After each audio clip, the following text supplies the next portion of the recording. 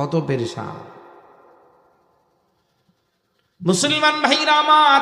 খাজা নিজামুদ্দিন আউলিয়া রাহমাতুল্লাহি আলাইহি বলেন, আমাকে কবরে রাখার পরে সবাই আমার জন্য দাঁড়াবে না, কেউ আমার জন্য দাঁড়ায় থাকবে না, সবাই আমাকে দাফন করে মাটির নিচে দাফন করে আমাকে রেখে চলে আসবে।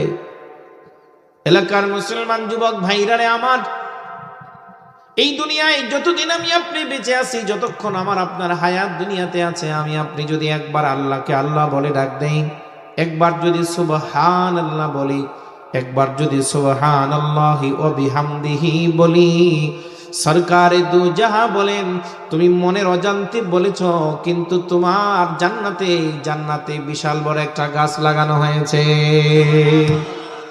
যারা বলছেন তাদের জান্নাতে গাছ লাগানো হয়ে গেছে, এবারও যারা বলছেন তাদের জান্নাতে আবার একটা গাছ লাগানো হয়ে গেছে।